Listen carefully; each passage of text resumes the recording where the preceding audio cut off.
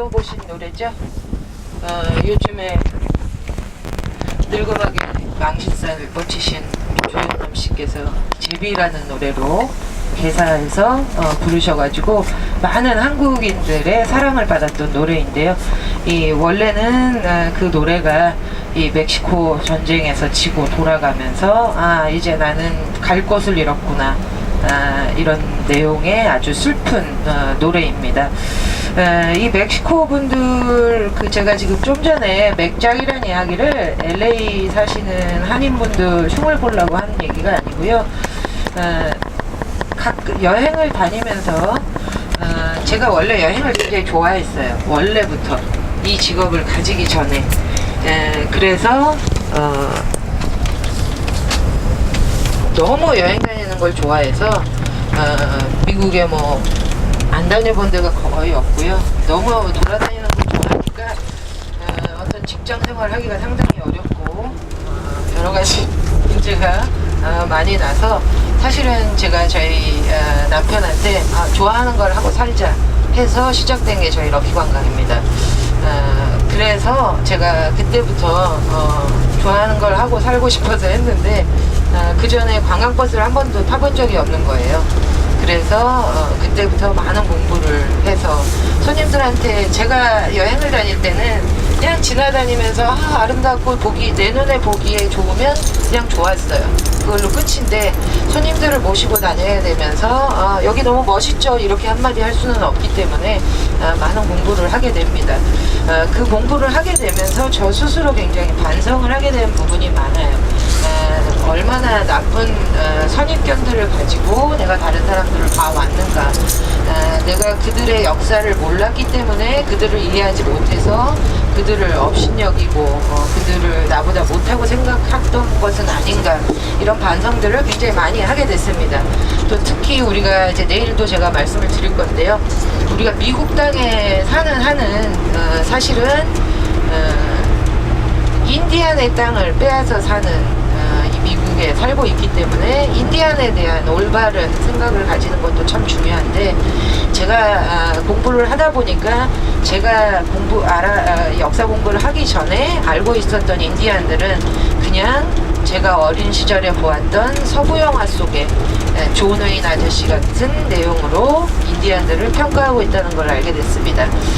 그 이후부터는 손님들께 제가 여행을 모시고 갈 때면 혹시 저처럼 몰라서 다른 분들을 오해하시거나 비하하시는 일이 없도록 해드리고 싶은 마음이 있어서 이 멕시코 분들 이야기를 많이 하게 되는데요. 뭐 인디안 분들 얘기는 내일 또 우리가 자이언 캐년으로 가기 때문에 내일 얘기를 드리겠지만, 이 멕시코 분들을 비하하시는 대부분의 분들의, 왜냐하면 우리하고 너무 틀리기 때문입니다. 한국 분들, 이민 오신 분들은 대부분 한국에서 와이칼라, 넥타이 메고 일하시던 분들이 미국에 와서 청바지를 입고 일하시기 시작합니다. 와이칼라에서 블루칼라로 전락하면서도 지금 바로 코앞에 내일을 보는 것이 아니라 먼 미래를 설계하시기 때문에 써야 될 거 안 쓰고 먹어야 될 거 안 먹어가면서 자식 교육에 모든 것을 쏟으신 분들이 이 미국 땅에 이민 오셨던 이민 1세대이신데요. 그분들은 본인들은 그렇게 아껴가면서 험한 일 해보지도 않았던 험한 일 해가면서 이렇게 사는데, 저것들은 왜 저렇게 흥청망청 쓰고 내일 죽을 사람들처럼 저러나 하는 그런 배경이 많았었던 것인데요. 제가 늘 드리는 말씀 중에 하나가 잘 모르면 오해할 수 있다는 겁니다. 여러분들, 가장 우리 역사 속에 치욕스러웠던 순간이 일제강점기라고 할 수 있는데요. 여러분들, 그 일제강점기 시대에 행해졌던 일들 중에 지금까지도 여러분들이 내막을 잘 모르고 있으신 많은 사건들이 있습니다. 그 중에 가장 크게 제가 늘 말씀드리는 게, 여러분들 고려장이라는 얘기 들어보셨죠? 예, 제가 아는 얘기니까 여러분들 다 아실 텐데요. 이 고려장이라는 제도는 우리나라 건국 이래 단 한 차례도 있었던 적이 없습니다. 그런데 왜 우리는 지금까지도 우리나라에 그런 제도가 있었던 것으로 알고 있는가? 바로 일본인들이 지어낸 이야기이기 때문입니다. 그 이야기를 지어내게 된 배경에는 일본인들은 사실 처음에는 이 조선 땅에 들어와서 많은 왕릉을 파서 거기에 있는 보물들을 가져갔는데요. 왕릉뿐만이 아니라 검문세가의 무덤도 파면 보물이 나왔다고 합니다. 이 많은 무덤을 파야 되겠는데 이 힘든 일을 자기들이 했겠어요? 조선징 우리한테 시켰을 텐데, 아무리 이 순사가 총칼을 들고 와서 시켜도 우리의 정서상, 이 조선인들의 정서상 죽은 사람의 무덤을 파헤친다는 것은 굉장히 꺼려지는 일이었다고 합니다.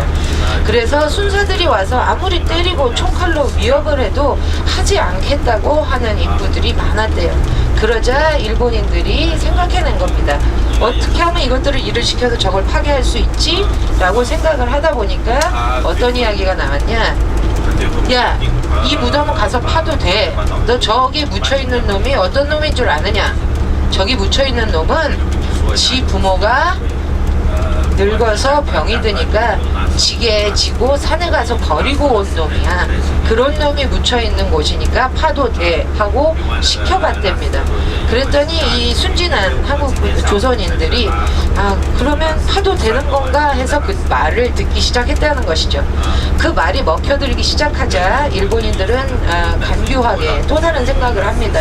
야, 이것이야말로 일석삼조가 아닌가.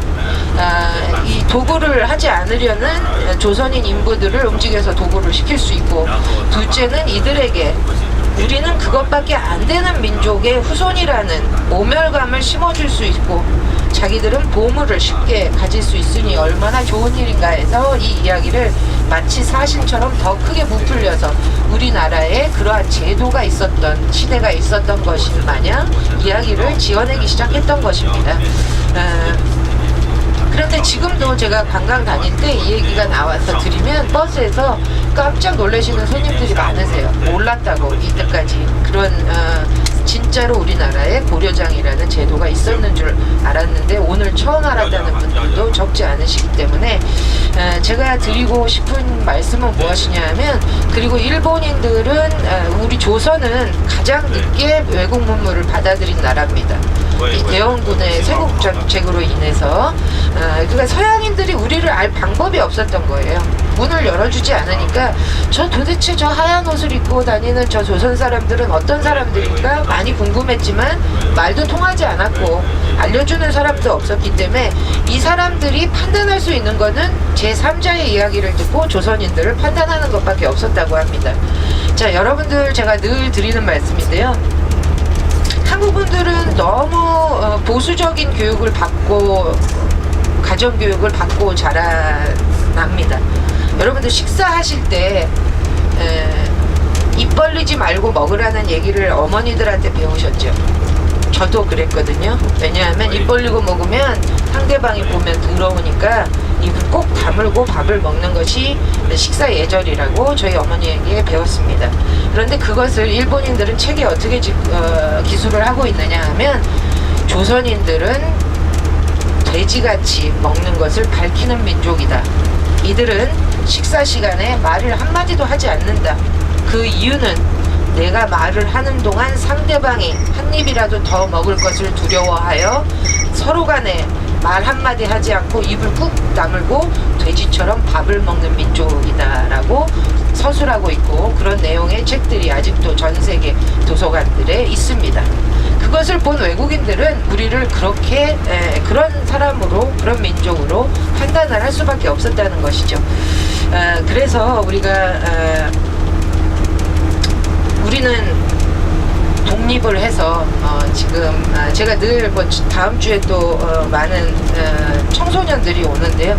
제가 한국에서 청소년들이 와서 투어를 할 때가 되면 늘 미국을 보면 참 많이 부러워합니다. 여러 가지 땅이 크고 너무나 아이들에게 대우가 좋고 이런 걸 굉장히 부러워하는데, 제가 늘 해주는 이야기가 무엇이냐면 자긍심을 가져라.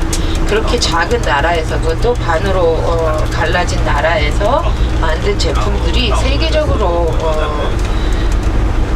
삼성, LG 뭐 이런, 뭐 삼성이 지금 뭐 많은 이야기가 있기는 하지만 그럴 수 있었던 민족은 한국밖에 없다라는 얘기를 많이 하는데요.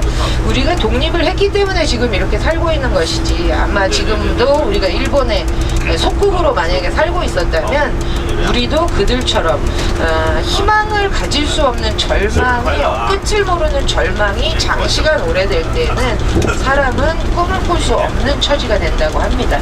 그러면 마치 5년 후, 10년 후를 못 내다보고 요번 주 받은 주급으로 요번 주에 다 써버리는 그들의 삶이 조금은 이해가 되실지 모르겠는데요. 그래서 그리고 그분들은 지금 우리 캘리포니아에 사시는 한인분들에게는 먼 다른 나라 사람이 아니라 나와 항상 부대끼고 살아가는 이웃입니다. 그래서 그 얘기를 잠깐 드린 거고요. 이제 길이 이제부터는 안 막힐 겁니다.